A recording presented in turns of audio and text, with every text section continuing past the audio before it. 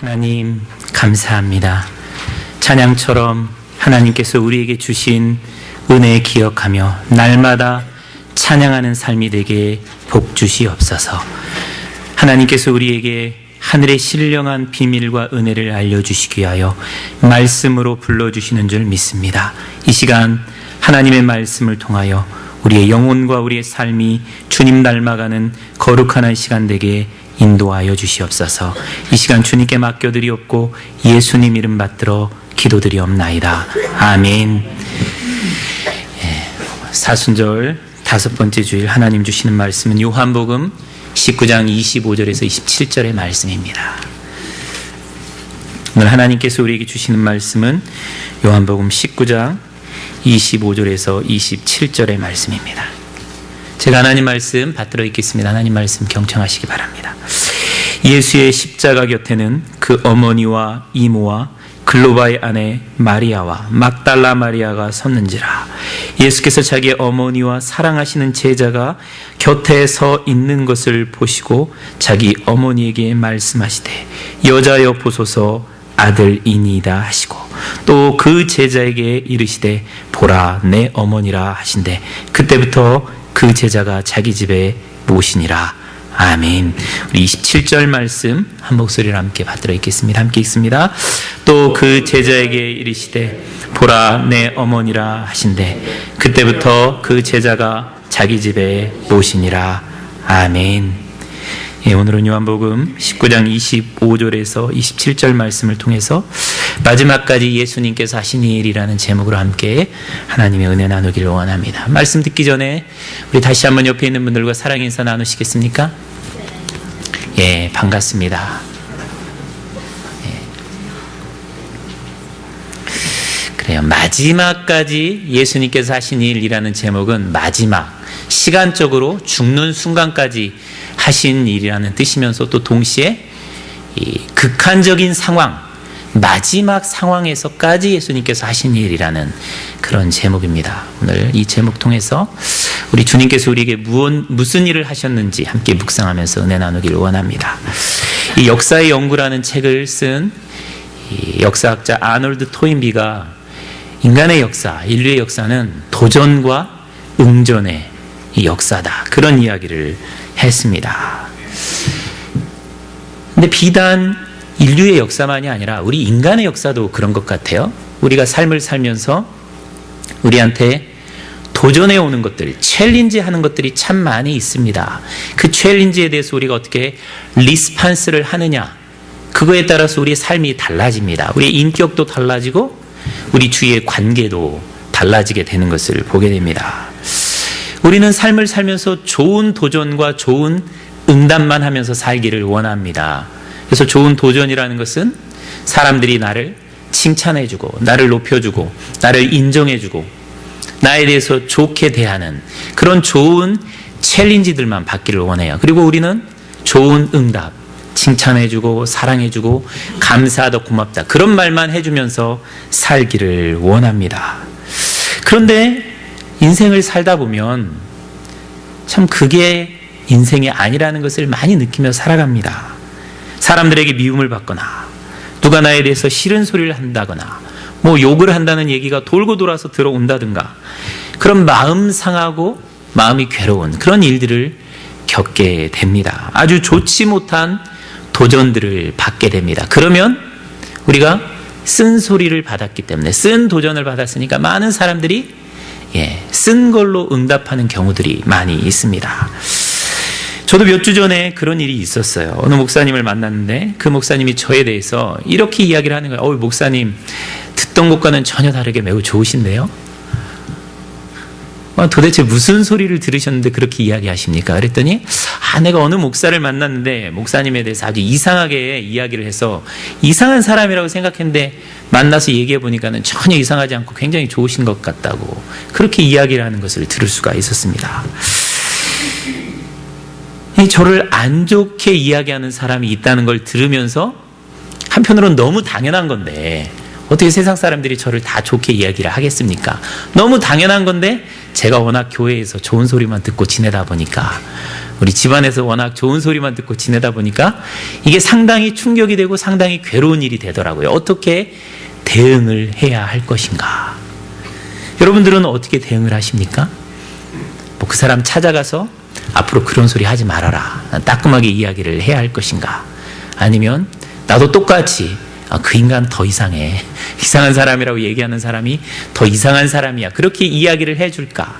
여러분은 어떻게 리스판스를 그런 상황에서 해가면서 살아가십니까? 제가 어떻게 그런 이야기를 듣고 어떻게 대응을 해야 할 것인가, 그런 고민을 하면서 기도를 하는데, 요즘에 생명의 삶 본문 말씀이 사무엘상 말씀이잖아요. 거기에 보면 다윗의 인생이 나옵니다. 참 하나님이 신기하신 것 같아요.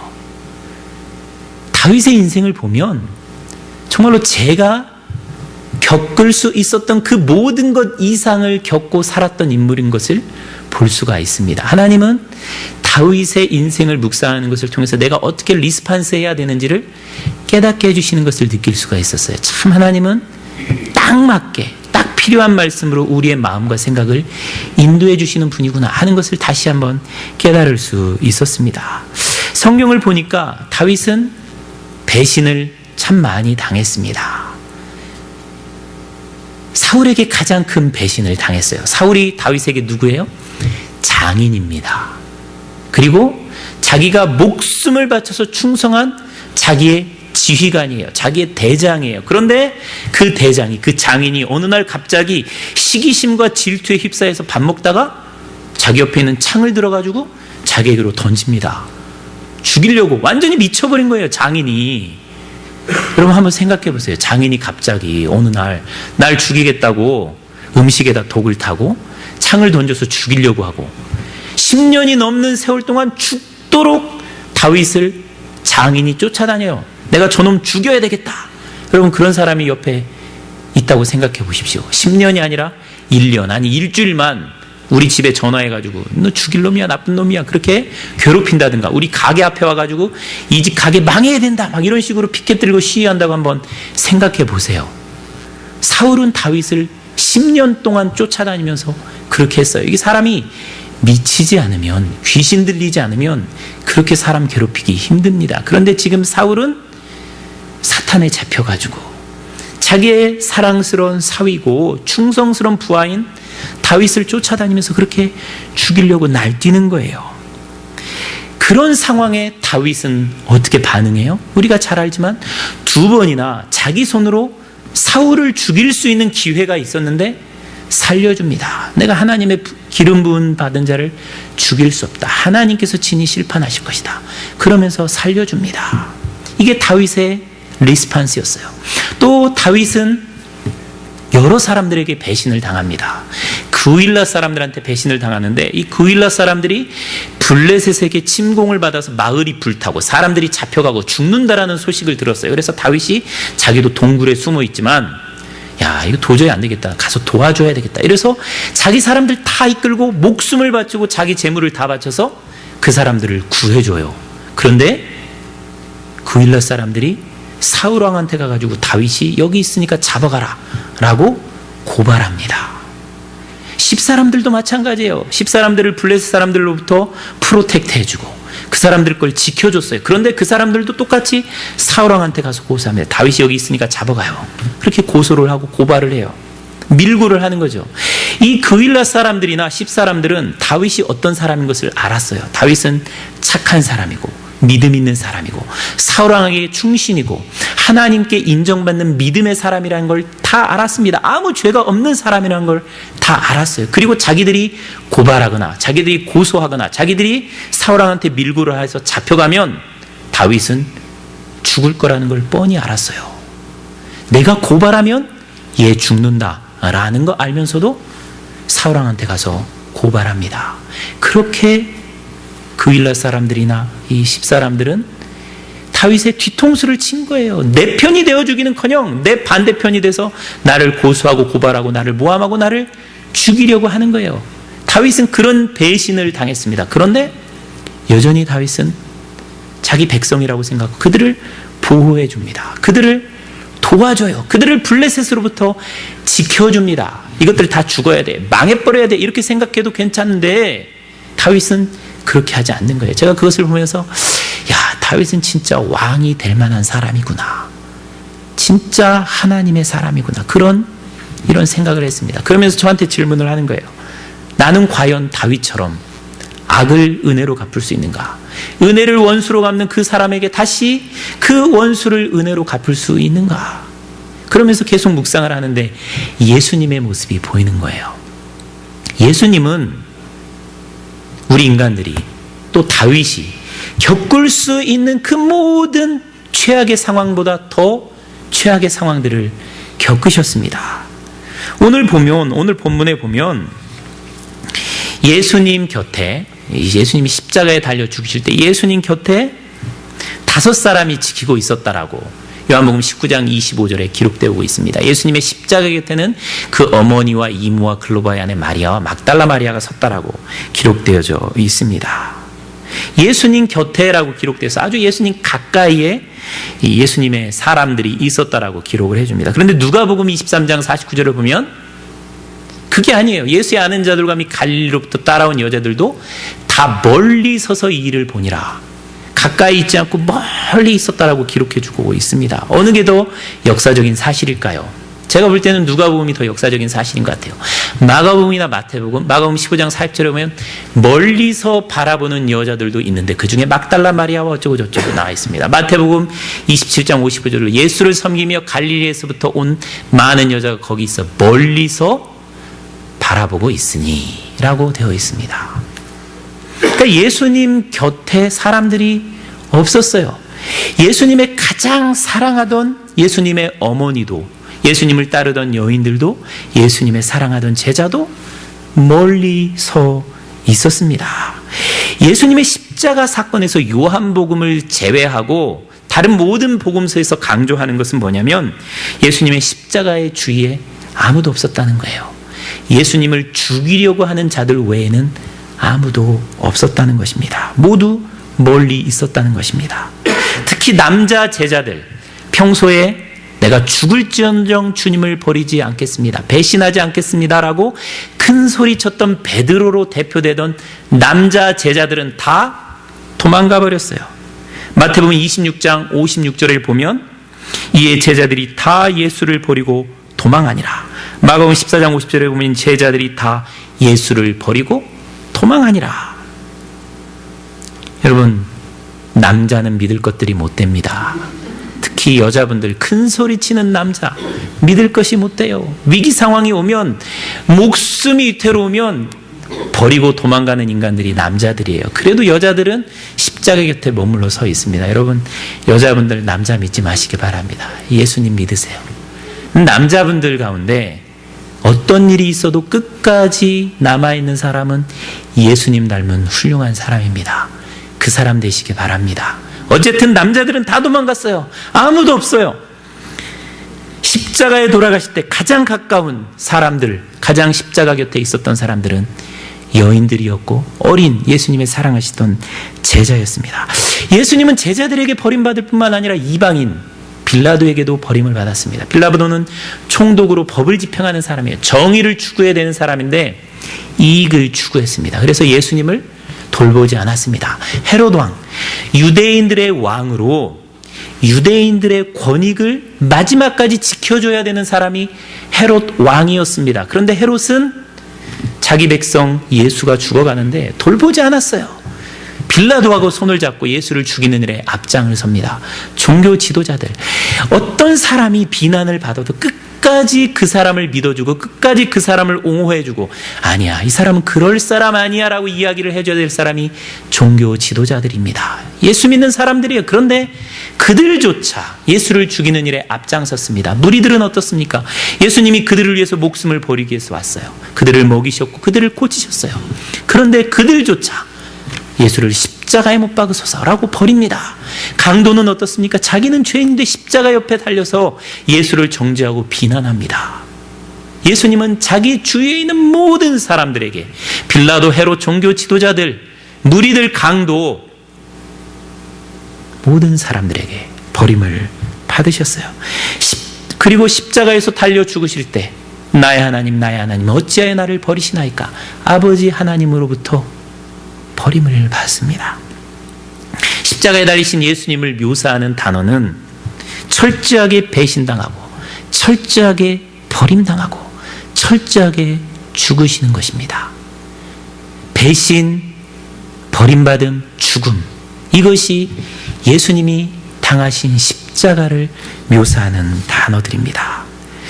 이 예수님의 마지막은 우리들이 이민 생활하고 인생 살면서 인간관계에 맺으면서 겪을 수 있는 모든 배신과 억울함과 고난, 그 고통을 초월하는 것들이에요. 다윗이 당한 것과는 비교할 수 없는 것들입니다. 왜 예수님은 이런 비극적인 죽음과 배신과 버림받으심을 당하셨을까? 그 이유와 그리고 그것에 대한 예수님의 반응이 중요합니다. 그것 때문에 우리가 예수님을 믿고 있기 때문입니다. 왜 예수님은 이런 비극적인 죽음을 죽으셨나? 왜 그런 배신과 버림받으심과 고독한 죽음을 죽으셨나? 그것은 우리가 이미 너무나 우리가 잘 알고 있다시피 우리가 배신당하지 않고 우리가 버림받지 않고 우리가 영원히 죽지 않기 위함입니다. 우리가 하나님 앞에 갔을 때 하나님께서 우리를 버리시고 우리를 영원히 죽이시고 우리를 영원히 배신하지 않게 하기 위해서 우리의 죽음, 우리의 배신당함, 우리의 버림받음을 대신해서 십자가에 죽으신 거예요. 그래서 마가복음 10장 45절에 인자에 온 것은 섬김을 받으려 함이 아니라 도리어 섬기려 하고 자기 목숨을 많은 사람의 대속물로 주려 함이라. 대신 죽으신 거예요. 대신 배신받으신 거고 대신 버림받으신 것이죠.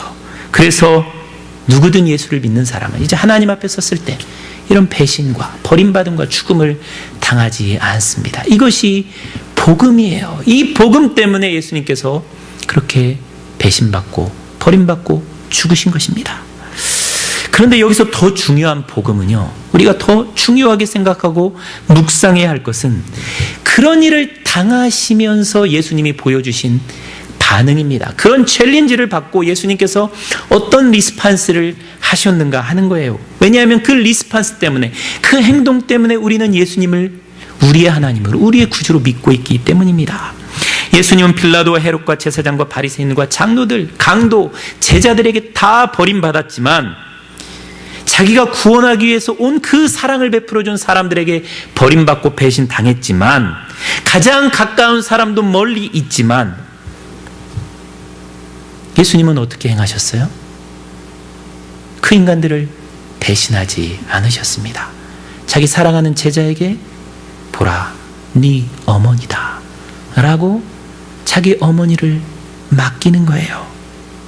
여러분, 내 편이 한 명도 없을 때, 예수님은 지금 십자가에 달렸는데 내 편이 한 명도 없는 상황입니다.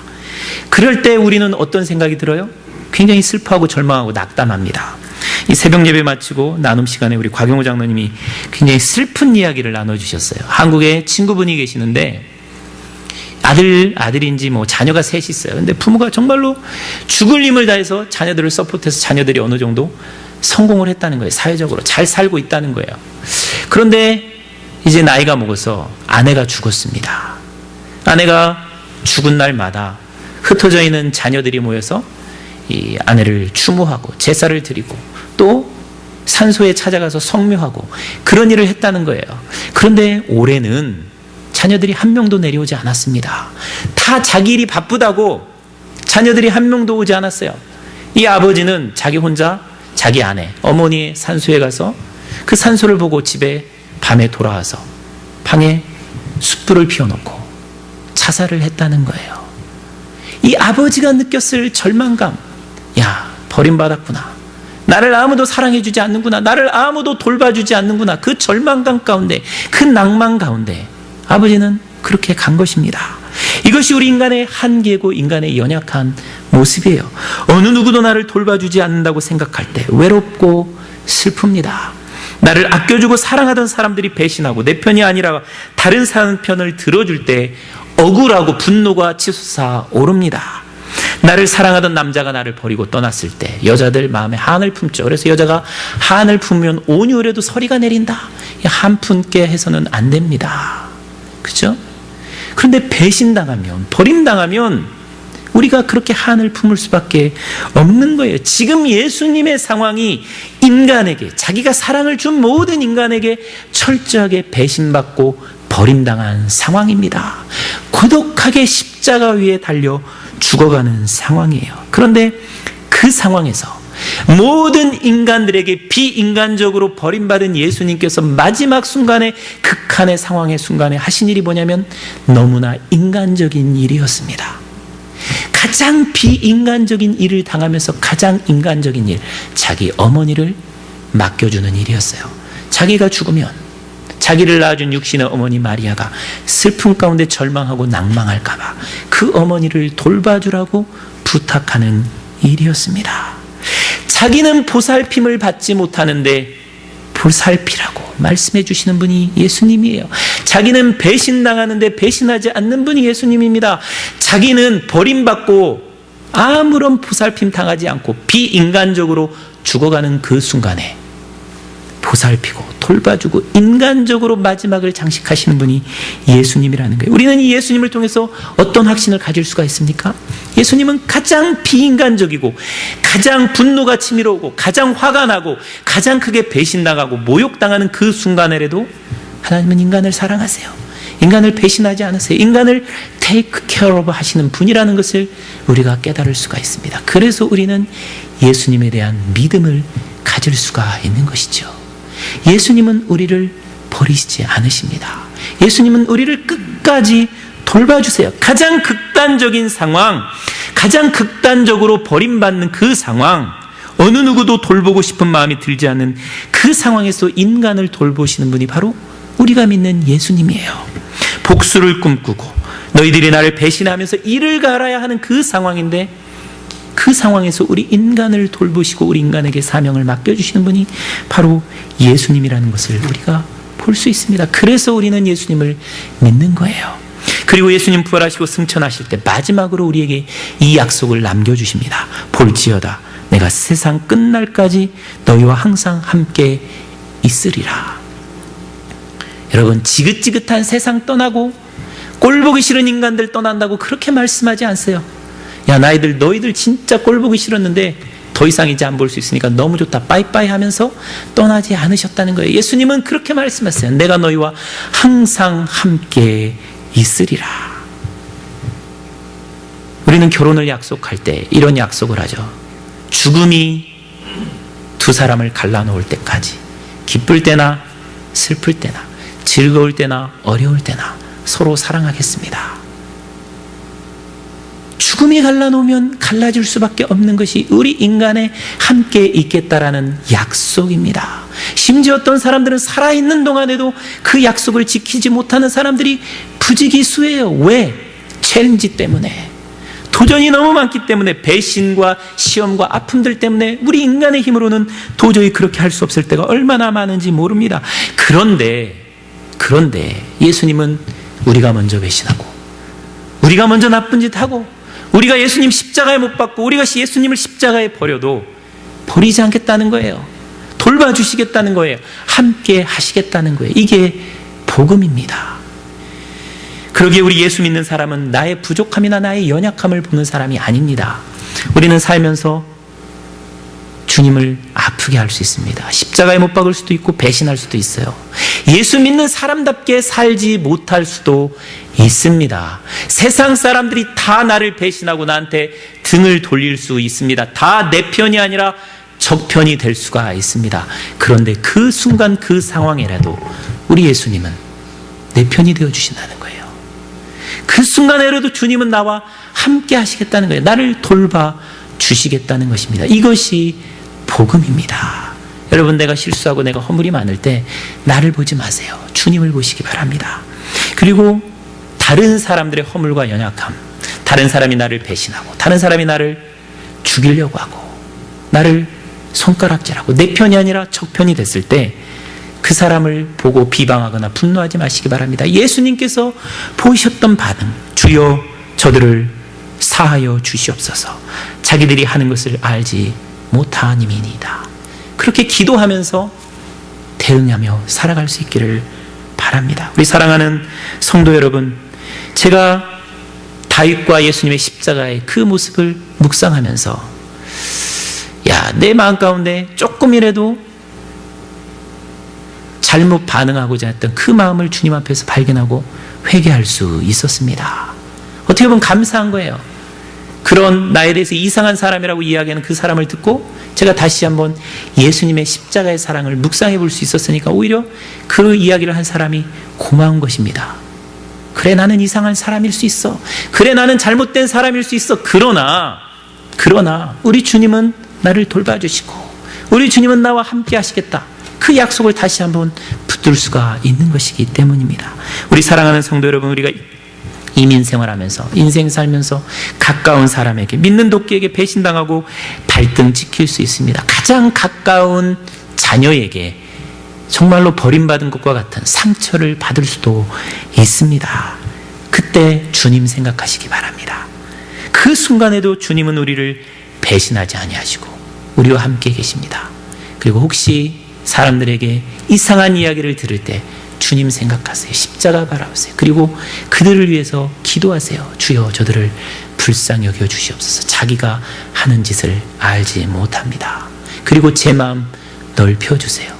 그렇게 예수님 닮아가고 예수님처럼 살아가는 저와 여러분 될 수 있기를 주의 이름으로 축원드립니다. 아멘. 이 시간 같이 기도합니다. 이 시간 말씀 묵상하면서 다시 한번 주님의 사랑을 기억할 수 있었으면 좋겠습니다.